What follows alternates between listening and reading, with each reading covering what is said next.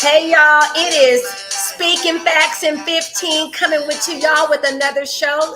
My name's Charlamagne Armstrong and I'm the host, and I'm gonna introduce y'all to the co-host, aka my dad, as I always say. Hey, what's up, y'all? JR Stewart, co-host. That's right, and she is the host of Speaking Facts in 15. And this is brought to you by Kiss Wealth Now. By the way, I want to start putting that in the front because it is important. Taking care of all of your commercial and residential real estate Right. needs. That's So right. we have a Spot the T is back with us again today. That's our AKA son and brother. What's up, T? What's up, everybody? How's What's everybody doing today? up, Beautiful blessings to life and breath. Keep it going. So we were gonna talk about stopping the violence today, and I know you got some things that you wanted to throw in there, Charlamagne. So take it away. Okay, so this topic definitely is near and dear, definitely with just our climate. And really, the big question is, does the culture now, is everybody accepting? I saw a video earlier this week of a man in New York being hit with a bat and stabbed, and in the street in the daytime, and people walking by, and this no one trying to stop or trying to help. And it's like, you know, are we desensitized? Is our culture allowing of these things? Meaning that it's not just that, it's not the news, it's us as a Right. people. You know, we if we see an altercation, someone yelling, we're immediately pulling out and we're going live and recording. So, you know, we really want to talk today about, you know, what is acceptable to the moral compass, meaning morally, if you were being attacked, would you want someone to help you, or would you want someone to record, be like, did you get that, while you're getting hit in the head, you know? And not to make light of it, but it's just kind of what is it that we can do? What is the moral compass? What is that we can reinstill in ourselves about violence not being okay, and then also instill in our children, so that way we can help one another? Because at the end of the day, it's not going to be the government. You know, we would all be upset if the government said, oh, no more live recording, you know, no one can share their story. So that's not going to happen. So what can we do as a community, a very large community, to stop the violence that's going on, and help? Yeah, and I know that for me, I was talking to our host a little earlier because my thing is that if you know our moral compass, again, our moral compass, if there was, I know for myself being a Christian, if I get angry enough that I am tempted to hurt someone, that I have a moral compass that turns on and says, well, I'm supposed to be following Christ, so is this something that Christ would do in this situation? Um, and that's deferring. That's having someone at the head of your life that you defer to when things get rough for you. That's And right. and it seems that in today's society, because it's so focused on the individual, whatever you think, whatever you feel as an individual, that to me has become the moral compass. There is no more. No one's greater than me. It seems like everybody's saying no one's greater than me anymore. I'm the judge. I'm the jury. I'm the moral compass. And Right. so I just want to kind of throw it to spot the T there as I'm just asking who are we deferring to these days? You know, I was telling Charlamagne that to me, you know, if you're going to have a moral compass, it has to have some spiritual input. I know that if you look at our history really quickly, that Catholic Church was running everything at one time, you know, and it became really really corrupt. And then the governments, you know, civil government said, well, you know, we can't have the church running government anymore, so we have to separate church and state, which I think was necessary. However, I think we threw the baby out with the bathwater. Right. You know what I'm Right. saying? Because if the government is saying we're a moral society, still that morality has to be fed by some spiritual input. If I was telling Charlamagne, to me, a morality without spiritual input is like Kool-Aid without sugar. You know, it just Mhm. don't taste good. You know, Right. That's right. I'll throw it to you, T. Who are we deferring to? You know, what's our moral compass, or do we have one anymore? Well, my belief to this point now is that the moral compass of people has kind of been, um, as you can say, you threw the bathwater out with the baby. It's been, thrown out, watered down into a financial statement type of compass. So this, as you said earlier, where something is, someone's getting hit or beaten or accosted in public, someone's quick to pick out a camera and see if they can get clicks or views to say, Right. hey, I was the one who caught this. Now Brilliant I viral caught, moment. Yeah. yeah, right. So I caught this as more valuable than I stopped this, right? Good point.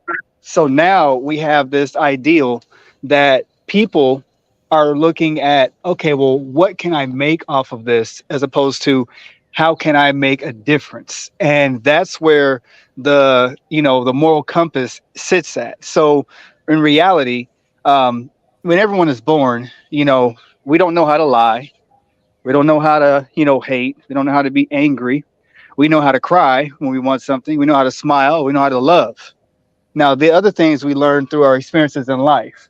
And unfortunately, in today's society, the experiences at a young age, were being devoid primarily of scripture and church and belief in God, because, as you said, they removed it from schools, being able to say thank God or praise God or, prayer, in classrooms, things like that, that were instilled so that young people had an opportunity to understand what that moral compass was that they had going on inside their head, especially when they're going into puberty and dealing with other young people at the same age who may not have that same kind of backing. Then now they have their peers, doing things to accost them, and now they're like, okay, want to take that energy and anger and put it back into society. And a good place to look at that and see that kind of um, that happening is looking at the psychological profile of the police force that has gotten so muddy Mhm. over time. A lot of those guys were either bullied or bullies in school and got behind a badge to support their ideal of imposing their own justice. And as a society as a whole, people have taken on that kind of moniker and ideal. Uh, Justice is mine instead of justice is the Lord's. And you know, There you go. yeah, and the answer to that really is that keeping that way. I don't know how many people out there will have watched Terminator 2 back in the day, but we are driving ourselves to the brink of destruction, if not full on destruction, by saying that we are completely autonomous in the judge, jury, and executioner realm of how to handle engaging with each other. Right. That's very true. And then if we are autonomous in that, we are the judge or jury, we're going to make that final decision. Then why would we need the police? And we're not talking about the police. We're not trying to beat up on the police. We know that you have a job to do, and we know that there's not everybody's not all bad. So we're not Right. trying to stereotype, and we're not trying to judge. That's what we're trying to do. We're just talking about what we can do as a community to do better for ourselves. So therefore, we're not morally okay with seeing violence, and we're not the first to run to see the violence, and how can we help? And then, but going back to the police, if we do call the police, are they going to come help? That, I think that's another reason why maybe the public, the community says, well, I'm going to take this matter into my own hand, because they maybe don't feel like if they call the police that they're going to take care of it. There's a lot of what ifs, but I think I don't want us to get too far off because we only have 15 minutes. What is it that the community can do to make it to where the moral compass is not so accepting of violence, and that's really what we are trying to, put out there today, and just get the conversation going. It's not an easy one by any means, but I think it's one that needs to be had on our level. On our I level. can I can say one thing. I wonder how many people out there today actually take a moment in the morning when they get out the shower and they get ready to go on their day and actually look at themselves in the eyes, not in the face, not at their hair, not at where they need to shave or where they got a pimple. Look in your own eyes and ask yourself if you're proud of all the actions you took the day before, and if you want to be proud of the actions you take today. Not as in pride for your flesh's sake, but pride as in your spiritual foundation. Do you feel? Yeah, and I like that you said that, Tahan. I'm sorry, I didn't mean to cut you off because I made a post the other day. I said mirrors have optical power. Learning how to see yourself in your own reflection can increase self-compassion and Mhm. stress management and improve relationships and emotional resilience. Like we've got to look in the mirror. It's not about looking at how well we look because we all have flaws, but actually looking in the mirror and having that compassion for yourself so you can have empathy for the next person. Well, yes. Right. Common, community. The word community is really comprised of two words: common unity, and having a common unity is an inside-out process. Unity doesn't start from the outside in, because if you're outside what I consider to be my group or my family or whatever, if you're outside that, and I don't have something, if I don't have a moral compass or something that helps me to have compassion for those who are outside my inner circle, whatever that may be, then yes, I'm more likely to to be violent, because in order for me to, and we use the word, TJ used the word judgment earlier, or I should say spot the T, because that's what's on the screen. But he used the AKA word my brother.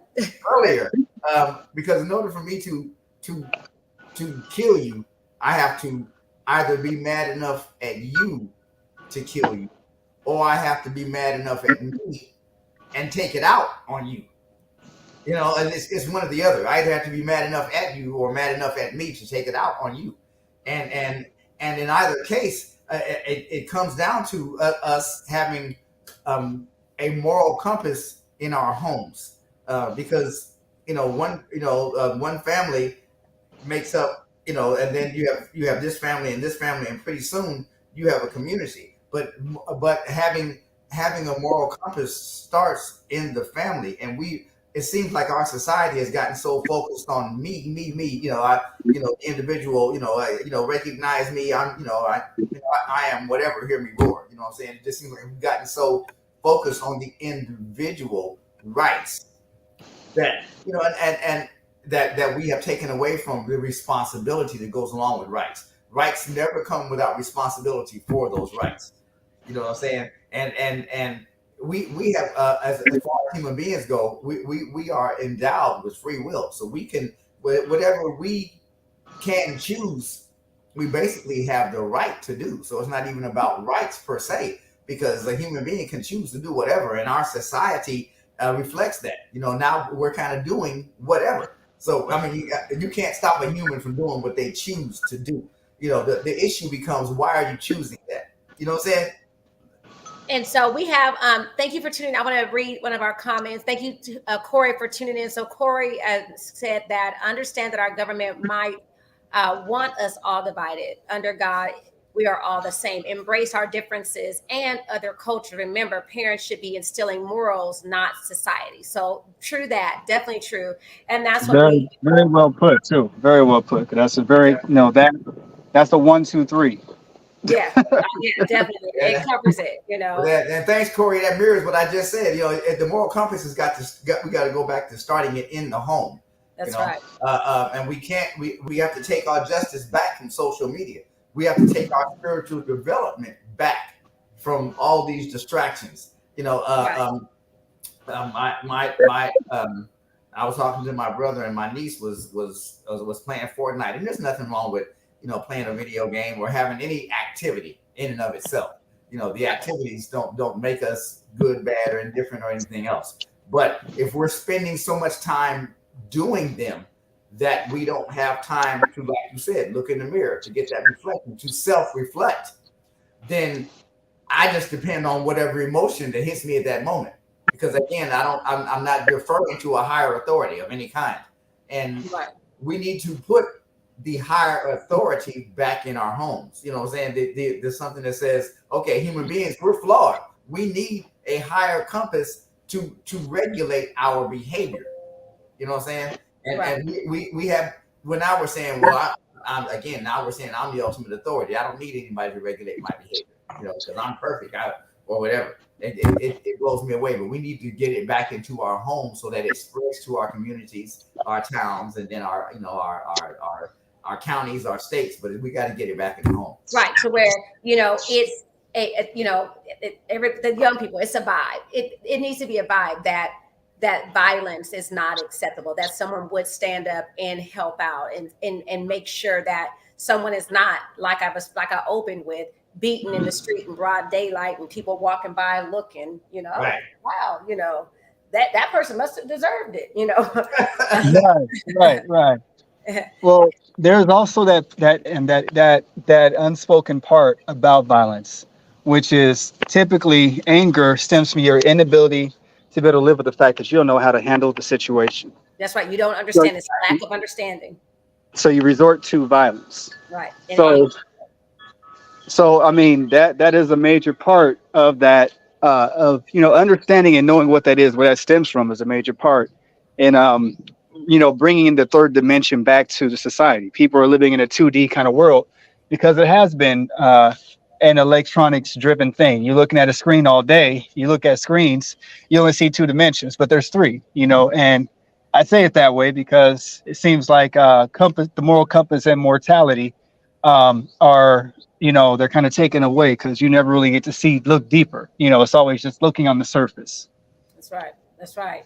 Right. And so I think this conversation requires us all, because we're in our ish time. This conversation definitely requires us all to stop and look in the mirror and just do a self check and teach your kids how to do that, and let your children know, and even remind yourself that there is some resolve that does not take violence. There are some options.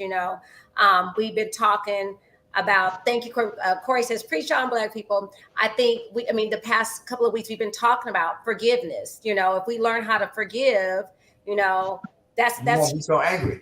You won't be so angry. And if you learn the skill of being able to take out the things that really don't matter, so that way you can focus on what really does. Are you going to feel the same way tomorrow? Exactly. The same way next week, But you want somebody to feel the same way about you in that moment. Right. Yeah. And I tease when I say this. There are those people out there who maybe watch violence 24/7. I remember. I remember. I was going to say, unfortunately, we're watching it in our homes all too often in this generation. Kids are watching adults in the home get mad over something that's very insignificant in the scope of things. It's not going to make it for the parent. It's not going to make their breath fresher. It's not going to make their teeth whiter. What I'm saying? It's not going to make them gain or lose 5 pounds. It's really, it's not going to bring about world peace. It's not going to stop hunger. It's insignificant in the total scope of things. But kids watching their parents just lose it, start cursing, screaming, breaking things right in front of them. Right. And I think that the behavior we're seeing in the streets is because they're again, the people who are supposed to be setting the example in the homes are setting an example that fight first. And I would rather flee first and fight last than fight first. Because when you fight first, there is no fleeing. You usually it's going. You might miss the opportunity. Right. And you have to come back in your next life as a flea. I'm just right. But I would rather flee from a situation rather than fight. That fighting would be my last resort. Right now, I do not want the show to end without one. I always say, we always want to start the day with love, end the day with love, and in between, there's no choice but to love. But I want to talk about what Spot the Tea is doing, because Spot the Tea, who is my brother, has his own business, and it's a cleaning company. So, Tahan, you want to talk for a moment about that? So that I'm pretty sure people are watching. Yeah, back up and show them your shirt. Yeah. Back up and show them your shirt. Yeah. This is what we do. This is how we do it. Joyful Heart. And you're a commercial and residential cleaning company. Correct. Yeah, correct. Commercial and residential cleaning. You can reach us at Joyful Heart Cleaning Service, no S on the end, .com. And as well as on Gmail and Facebook. But yeah, we have a residential and commercial cleaning service. Right now, I'm at a house cleaning off sunspots off of the windows. and making them look nice and clear again. So that's what we do. We make sure we make it our business to make your business look brand new. And we do it from the heart. Excellent, excellent. Well, we're going to close it out, y'all. We're definitely over our ish, but this is something that we're going to talk about next week. And anybody who wants to have and join this conversation, we welcome that. We appreciate those watching, the feedback, the comments. We love it. And if we can maybe get one conversation going, that means that we're doing our job. Right. So right. Yeah. So we want to stop the violence, and we're going to talk about this again next week because there are a lot of moving parts to this, and we want to make sure that we can at least take a quick look at most of them. That's right. Again, this show is brought to you by Kiss Wealth Now. Tell them about the Patreon really quick. Yes, Patreon, be in the comments. And so if you want to speak with us one-on-one, we definitely would love it. And we appreciate you guys' time. All right. We're going to close it out. Be blessed, everybody. And we love our lives, and we hope you love yours. Already. Bye, everybody. Bye. See y'all next week.